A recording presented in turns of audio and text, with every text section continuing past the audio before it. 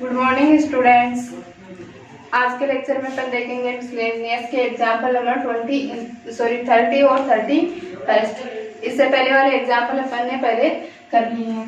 तो एग्जाम्पल 30 अपने को देगा, यदि x equal to A cos theta plus B sine theta व y equal to a sine theta minus B cos theta, तब सिद्ध कीजिए कि y square y2 minus x y one plus y equal to 0। तो सबसे पहले तो ये समझते हैं कि y2 और y1 क्या चीज है। यहाँ पर y1 क्या है, dy बाई dx, यानी y का अक्ष के सापेक्ष एक बार अवकलन करेंगे तो उसे लिखेंगे y1, और अगर y का अक्ष के सापेक्ष दो बार अवकलन करेंगे तो उसे क्या लिखेंगे अपन, y2।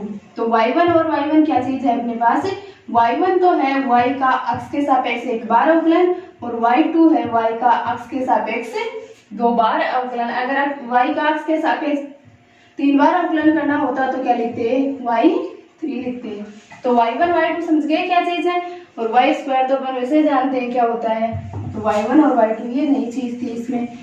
तो अक्ष और y में डायरेक्ट संबंध नहीं दे रखा है, लेकिन अपन अक्ष स्क्वायर और y स्क्वायर यानी अपने फंक्शंस का स्क्वायर करके ऐड कर दें तो अक्ष और y में डायरेक्ट संबंध अपने पास आ जाएगा, और उसमें प्राचल थीटा भी गायब हो जाएगा। तो सोल्व करते हैं। क्वेश्चन में फंक्शन दे रखा है x equal to A cos theta plus B sine theta, और y इक्वल टू क्या दे रखा है अपने को, A sine theta minus B cos theta.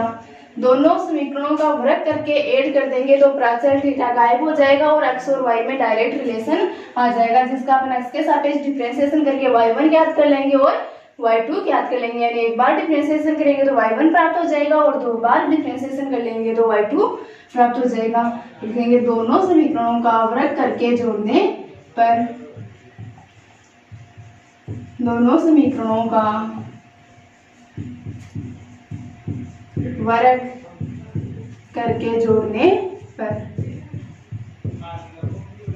दोनों का वर्ग करके जोड़ेंगे तो LHS में तो क्या बनेगा, x square plus y square, और RHS में बन जाएगा अपने पास a cos theta plus B sine theta का whole square plus a sine theta minus B cos theta का whole square. X square plus y square equal होगा a cos theta plus B sine theta, a plus b के फॉर्मूले से square कर देंगे और यहाँ पर ए माइनस बी के फॉर्मूले से स्क्वायर हो जाएगा। तो ए प्लस बी के फॉर्मूले से स्क्वायर करेंगे तो a square cos square theta plus b square sine square theta plus 2ab sine theta cos theta. A cos theta plus B sine theta का होल स्क्वायर हो गया। अब कर देते हैं a sine theta minus B cos theta का, तो a square sine square theta plus b square cos square theta minus 2ab sine theta cos theta, plus का 2ab sine theta cos theta और माइनस का 2ab sine theta cos theta cancel हो जाएंगे। और अपन जानते हैं cos square theta plus sine square theta, cos square theta plus sine square theta सर्वसमीका से क्या होता है, 1 होता है। यहाँ पर a cos square theta plus a sine square theta, दोनों में कॉमन क्या आ जाएगा, ए स्क्वायर कॉमन आ जाएगा, बनेगा क्या, cos square theta plus sine square theta cos square theta plus sine square theta equal to 1 put करेंगे। तो आगे देखते हैं x square plus y square equal to a square common लेंगे तो cos square theta plus sine square theta बनेगा, plus यहाँ से बी स्क्वायर कॉमन आ जाएगा तो बी स्क्वायर कॉमन लेने पर अपने पास बनेगा sine square theta plus cos square theta. सर्वसमीका से वैल्यू 1 पुट कर देंगे तो ए स्क्वायर 1 से मल्टीप्लाई होकर ए स्क्वायर और बी स्क्वायर भी 1 से मल्टीप्लाई होकर b square, x square plus y square equal to बन जाएगा a square plus b square. X और वाई में अपने पास डायरेक्ट संबंध आ गया, जिसमें प्राचल थीटा आया है क्या, नहीं आया। तो प्राचल थीटा नहीं आया तो अपन एक्स का डायरेक्ट अपने संबंध का या फंक्शन का डायरेक्ट अवकलन करके y1 और y2 पर निकाल सकते हैं। तो लिखेंगे अक्ष के सापेक्ष अवकलन करने पर, अक्ष के सापेक्ष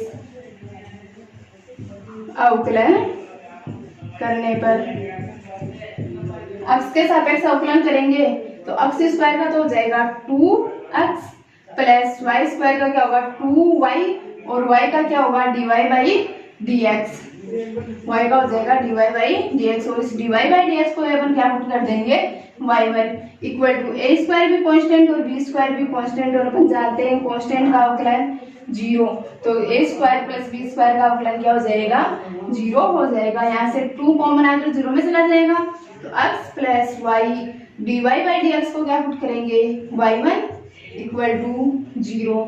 यहाँ से अपन y1 इक्वल वैल्यू निकाल लेते हैं, y1 इक्वल टू वैल्यू आ जाएगी माइनस का x upon y, x plus का है दूसरे पक्ष में जाकर माइनस का, तो माइनस का x अपॉन y1 का कोफिशिएंट y, माइनस का x अपॉन y, y1 की वैल्यू आ गई यानी अपन y1 तक पहुंच गए। अब क्या निकालना है अपने को y2 तक पहुंचना है, तो y2 तक पहुंचने के लिए y1 का पुनः x के सापेक्ष अवकलन, y1 इक्वल टू वैल्यू आ गई अपने पास माइनस का x अपॉन y, y2 निकालना है, y2 निकालने के लिए y1 का पुनः x के सापेक्ष अवकलन करेंगे तो लिखेंगे पुनः x के सापेक्ष,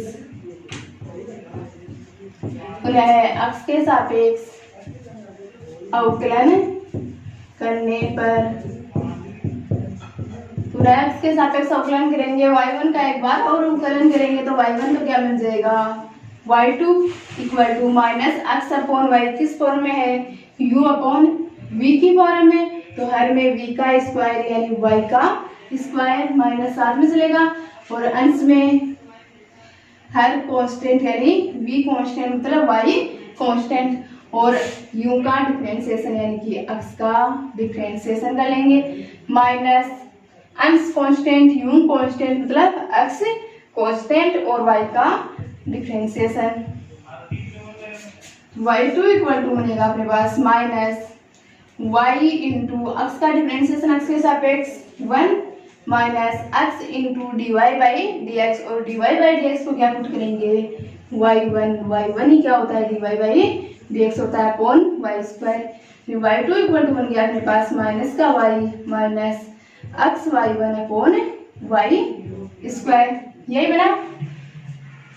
अब अपने को प्रूफ क्या करना है y square into y2 minus x y1 plus y equal to 0 आना चाहिए, तो अपने देखते हैं यहाँ पर y2 को y स्क्वायर को y2 से मल्टीप्लाई करा देंगे तो बन जाएगा y square into y2 equal minus y minus का x y1।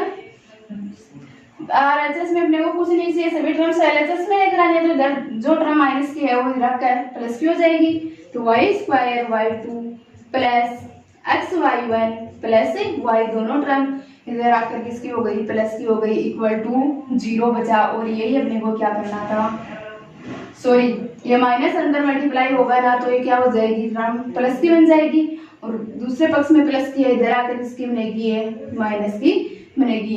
ध्यान देना है कि क्या गलती कर दी थी अपन ने, माइनस को अंदर मल्टीप्लाई कराया तो y से तो मल्टीप्लाई करा दिया लेकिन माइनस x y1 से नहीं कराया, माइनस का x y1 माइनस से मल्टीप्लाई होकर क्या हो जाएगा प्लस का हो जाएगा और प्लस का x y1 दूसरे पक्ष में जाकर क्या हो जाएगा माइनस का हो जाएगा, तो minus x y1 plus y equal to क्या हो गया 0 हो गया, और ये अपने को प्रूव करना था तो अपन लिखेंगे हेंस प्रूफ। तो बिल्कुल इजी है, प्राचलिक समीकरण दिख रहे हैं लेकिन ये भी इनमें साथ साथ दिख रहा है कि अगर दोनों फलनों का वर्ग करके ऐड कर देंगे तो डायरेक्ट x और y में संबंध आ जाएगा जिसमें प्राचल थीटा गायब हो जाएगा और जो डायरेक्ट संबंध आएगा उसका अपन x के सापेक्ष अवकलन करके y1 ज्ञात कर लेंगे और y1 का पुनः x के सापेक्ष अवकलन करके क्या ज्ञात कर लेंगे y2 ज्ञात कर लेंगे, और y2 ज्ञात करते अपने को साफ साफ दिख गया जो अपने को प्रूफ करना था वो डायरेक्ट y2 से y स्क्वायर से y2 को मल्टीप्लाई करते ही डायरेक्ट अपने पास टर्म बन गई और मैंने 16 आउट करके दिखा दिया कि अपना ट्यूशन देता है। नेक्स्ट ट्यूशन देगा निम्न फलों के लिए रोले प्रमेय की शर्तों एवं निष्कर्षों की जांच कीजिए, यानी रोले प्रमेय के कंडीशंस अपने को देखने हैं। अगर फलन रोले प्रमेय के कंडीशंस को फॉलो करता है तो अपने को सी की वैल्यू निकालनी पड़ेगी। तो एक बार अपन रोले प्रमेय की कंडीशन देख लेते हैं कि कौन कौन से रोले प्रमेय के प्रतिबंध थे। तो रोले प्रमेय के 3 प्रतिबंध थे। तो प्रतिबंध फर्स्ट क्या था, फर्स्ट प्रतिबंध में अपने को एफ एक्स जो फलन दे रखा है, फलन एफ दे रखा है, वास्तविक अंतराल में परिभाषित उस फलन को संतत चेक करना था। क्या चेक करना था? संतत चेक करना था समवर्त अंतराल में। संतत कैसे अंतराल में चेक करना है अपने को? समवर्त अंतराल में अगर फलन संतत है तो अपन लिखेंगे कि फंक्शन एफ ऑफ एक्स संतत है। यानी फर्स्ट प्रतिबंध संततता चेक करने का है जो समवर्त अंतराल में चेक करेंगे। और सेकंड प्रतिबंध क्या था? सेकंड प्रतिबंध है फलन अवकलनीय होगा। कौन से अंतराल में चेक करना है फलन अवकलनीय? a, b में फलन अवकलनीय है या नहीं, ये विवर्त अंतराल a, b में फलन चेक आउट करेंगे। और थर्ड कंडीशन अपने पास थी कि f of a equal to f of b आना चाहिए। अगर ये तीनों प्रतिबंध कोई फंक्शन संतुष्ट कराता है तो अपन कहेंगे कि जो दिया गया फलन है वो रोले प्रमेय के प्रतिबंधों को संतुष्ट करता है। तब रोले प्रमेय के प्रतिबंधों को संतुष्ट करता है तब कोई बिंदु C विवर्त अंतराल a, b में इस प्रकार विद्यमान होगा कि f dash c equal to आएगा 0। f डैश c करेंगे तो क्या आ जाएगा? अपने पास 0 आ जाएगा। और इससे क्या निकालेंगे? पर c की वैल्यू निकालेंगे जो c कहाँ पर वेरी करना चाहिए? a, b के अंदर कोई बिंदु c ऐसा होना चाहिए जिसको f डैश c करें तो क्या आ जाएगा? 0 आ जाएगा। तो क्या करना है रोले प्रमेय के सत्य निष्कर्षों को जांच करने के लिए? पहले तो तीनों प्रतिबंध देखने हैं अपने को। अगर तीनों प्रतिबंध में से एक भी प्रतिबंध संतुष्ट नहीं हुआ तो अपन कहेंगे कि रोले प्रमेय लागू नहीं होगी। तो फर्स्ट प्रतिबंध तो क्या चेक करेंगे? संतत है या नहीं। और अंतराल कौन सा होना चाहिए? संततता चेक करने के लिए समवर्त अंतराल होना चाहिए। सेकंड अवकलनीय चेक करेंगे। किस अंतराल में चेक करेंगे? विवर्त अंतराल में। और थर्ड पॉइंट चेक आउट करेंगे अपन f of a equal to f of b. तीनों प्रतिबंध लागू हो जाएंगे तो कहेंगे कि जो फलन देर का है वो रोले प्रमेय के तीनों प्रतिबंधों को लागू करता है। तब कोई बिंदु सी विवर्त अंतराल a, b में इस प्रकार विद्यमान होगा कि f dash c equal to 0 आ जाएगा। तो अगर अपन यहाँ पर संतत ही नहीं आए तो अपने को अवकलनीय और f बराबर f भी चेक करने की जरूरत नहीं है। पर यहीं से कह देंगे कि जो फलन देर का है वो रोले प्रमेय के प्रतिबंधों को संतुष्ट नहीं करता है, अतः रोले प्रमेय दिए गए फंक्शन पर लागू नहीं होगी या सत्यापित नहीं होगी। संतत आ गया, फिर अपने पास अवकलनीय नहीं आया तो अभी अपन यहाँ पर अवकलनीय नहीं आया ये चेक करते ही कह देंगे कि रोले प्रमेय लागू नहीं होगी। और थर्ड अगर एफ संतत आ गया, अवकलनीय आ गया, फिर अपन चेक करेंगे f equal to f b, ये नहीं आया तो भी अपन कह देंगे कि रोले प्रमेय लागू नहीं होगी दिए गए फंक्शन पर। तो तीनों कंडीशंस फॉलो होना जरूरी है। अगर तीनों कंडीशन फॉलो होगी तभी अपन कह पाएंगे कि जो फलन दे रखा है उस पर रोले प्रमेय लागू होगी। और अपन एफ डैश सी की वैल्यू निकाल लेंगे। तो फर्स्ट फंक्शन दे रखा है अपने को f of x equal to log x square plus a b upon x into a plus b. और एक्स कहाँ बिलोंग कर रहा है? एक्स बिलोंग कर रहा है ए से बी में, और ए से बी में एक्स इक्वल टू 0 नहीं है, यानी ए से बी जो अंतराल है उसमें 0 नहीं आ रहा है, एक्स 0 नहीं है। तो फंक्शन को सोल्व करें तो f of x equal to हो जाएगा log m upon n। log m upon n क्या होता है? log की प्रॉपर्टी में m अपॉन n होता है log m minus log n, यही होता है। तो m का काम तो कौन कर रहा है? X square plus a b, और n का काम कौन कर रहा है? x into a plus b. तो log m अपॉन n का फॉर्मूला अप्लाई करेंगे तो बन जाएगा log x square a b minus log x into a plus b, ये बनेगा f of x equal to log x square plus a b minus ये क्या हो गया log m into n. log m into N होता है log m plus log n, लेकिन minus multiply में है तो दोनों माइनस से मल्टीप्लाई होकर क्या हो जाएंगे? दोनों ही माइनस हो जाएंगे, यानी माइनस का log x माइनस का log a प्लस बी। तो हो जाएगा minus log x minus log a plus b, ये मिलेगा। और क्या अब क्या देखना है अपने को? फर्स्ट कंडीशन अपने को देखनी है कि जो फंक्शन देर का है वो संतत है या नहीं है। तो f of x belongs to a comma b में संतत होगा। क्यों होगा? क्योंकि log सर्वोत्तर संतत होता है तो लोग सर्वत्र संतत होता है। X equal to does not equal to 0 देर का है। अक्स अगर 0 हो जाए लोग में तो वैल्यू क्या आ जाती है, इन्फिनिटी आ जाती है।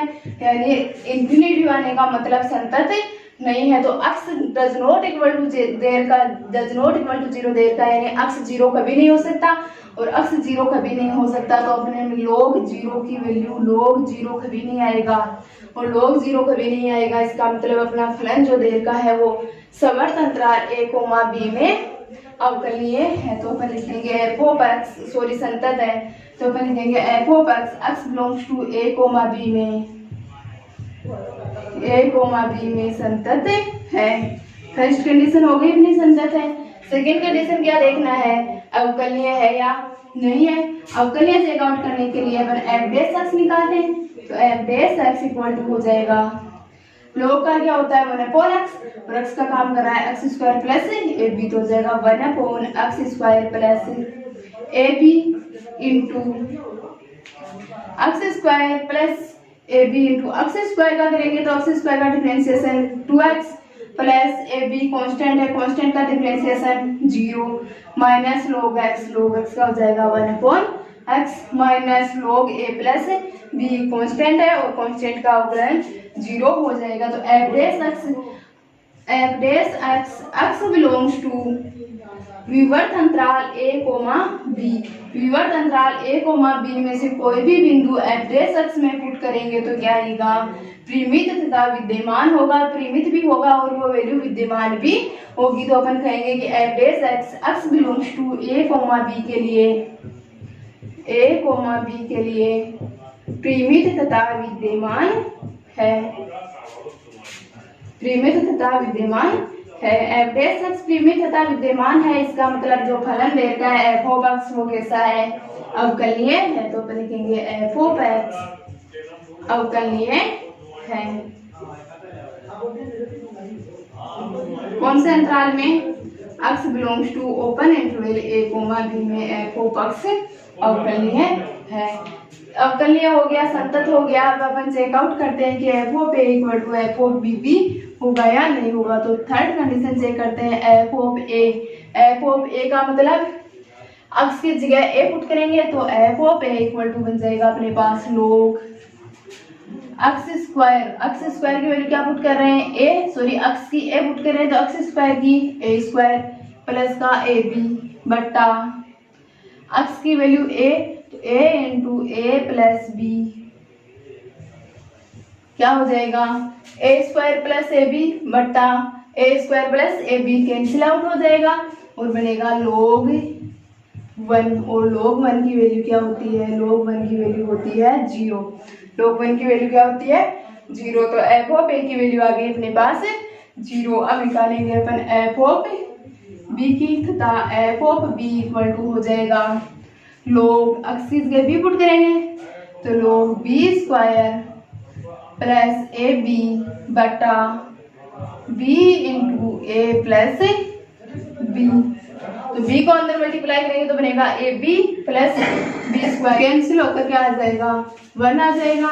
तो f of b equal to log 1 और लोग 1 की वैल्यू होती है क्या 0। तो f of a equal to 0 और f of b equal to 0 यानी एफ ऑफ ए 0 और f of b equal to b 0 यानी रोले में तीनों प्रतिबंधों को संतुष्ट करती है। ए इक्वल टू 0 आ गई, फर्स्ट संतत हो गया, सेकंड अवकलनीय हो गया और third f of a equal to 0 और f of b equal to 0। तो तीनों कंडीशन सेटिस्फाई हो गई। तो अपन तब क्या विद्यमान होगा, तब c belongs to open interval a, b के लिए f dash c equal to 0 होगा। F dash c equal to 0 यानी एफ डैश एक्स आया था उसमें एक्स की वैल्यू पर सी पुट करेंगे और 0 के इक्वल करके सी की वैल्यू निकालेंगे। तो 1/c square plus a b into 2x तो 2c minus 1/c equal to 0। ऐसे हम लेंगे तो क्या आएगा अपने पास c square plus a b into c और c square plus a b का इसमें x से में डिवाइड करेंगे तो c आएगा और c से मल्टीप्लाई करने पर 2c स्क्वायर माइनस 1 को c square plus a b से मल्टीप्लाई करेंगे तो minus c square minus a b equal to 0 और c square plus a b into c किस में चला जाएगा जीरो में चला जाएगा। 2c² माइनस c² करेंगे तो क्या बचेगा c² माइनस का a b इक्वल टू 0 और c इक्वल टू क्या हो जाएगा plus minus √a into b। देता है कि x belongs to a comma b और x does not equal to 0, यानी इसमें जीरो नहीं आ रहा है a से b के बीच में और a से b के बीच में जीरो नहीं आ रहा, मतलब ये पॉजिटिव वैल्यू है, a और b कहीं पॉजिटिव वैल्यू है तभी तो जीरो नहीं आ रहा। अगर इनमें से a नेगेटिव होता तो क्या आता, जीरो जरूर आता। तो a इंटू अगर या दोनों नेगेटिव वैल्यू है कोई, यानी -3 को a लिख दिया, -2 को b लिख दिया, यानी या तो दोनों नेगेटिव वैल्यू है या दोनों पॉजिटिव वैल्यू है, तब जाकर इसमें जीरो नहीं आ रहा। अगर एक नेगेटिव और एक पॉजिटिव होती तो जीरो आता। तो अपने पास c की वैल्यू क्या आएगी प्लस का √ab आएगी, जो इसमें बिलोंग करेगा open interval a comma b में बिलोंग करेगा। तब अपन लिखेंगे कि जो प्रतिफलन दे रखा है वो अपने रोले प्रमेय को संतुष्ट करता है। तो लिखेंगे अतः f of x belongs to समवर्त अंतराल a कोमा b के लिए रोले प्रमेय को सत्यापित करता है, रोले प्रमेय को लागू करता है। तो रोले प्रमेय समझ में आ गया। इसी तरह से क्या देखते हैं नेक्स्ट में देता है f of x equal to 10x x belongs to 0 to pi. x 0 से पाई के बीच में अपने को चेक करना है। तो फलन देता है अपने को f of x equal to 10x x belongs to 0 से पाई में चेक करना है। सबसे पहले अपन समवर्त चेक करेंगे। तो फर्स्ट पॉइंट रहेगा अपने का समवर्त अंतराल का, और अपन जानते हैं f of x equal to 10x दे रखा है और 10x क्या होता है sin x upon cos x, sin x upon cos x होता है। और cos x इक्वल टू π/2 पर क्या होगा 0 होगा और sin क्या होगा 1, तो 1/0। और ये कंडीशन जब बनती है तो अपन कहते हैं फलन क्या नहीं होता है, संतत नहीं होता है, यानी x इक्वल टू π/2 पर फलन संतत नहीं होगा और x इक्वल टू π/2 अपने समवर्त अंतराल 0 से पाई में बिलोंग भी करेगा। तो क्या अपना फंक्शन संतत हो पाएगा, अपना फंक्शन संतत नहीं होगा। कौन से बिंदु पर x इक्वल टू π/2 पर, तो अपन कहेंगे कि जो फलन है 10x देर का है वो x बिलोंग्स टू 0 से पाई में संतत नहीं है। तो लिख देंगे f of x equal to π/2 पर संतत नहीं है और x इक्वल टू π/2 किसमें बिलोंग करेगा, समवर्त अंतराल 0 से पाई में बिलोंग करेगा। तो π/2 पर ही संतत नहीं है तो समवर्त अंतराल 0 से पाई में भी संतत नहीं होगा। तो f of x belongs to 0 से समवर्त अंतराल x बिलोंग्स टू 0 से पाई के लिए संतत नहीं है, 0 से पाई के लिए संतत नहीं है। इसका मतलब फर्स्ट ही कंडीशन या फर्स्ट ही प्रतिबंध को फॉलो नहीं कर रहा। तो अपन कह देंगे कि जो अपना फंक्शन देर का है वो रोले प्रमेय को सत्यापित नहीं कर पाएगा। तो लिखेंगे अतः लिख देंगे फलतः function f of x belongs to 0 से पाई, समवर्त अंतराल के लिए चेक करना है रोले प्रमेय की शर्तों को। तो x बिलोंग्स टू 0 से पाई के लिए रोले प्रमेय को सत्यापित नहीं करता है, रोले प्रमेय को सत्यापित नहीं करता है।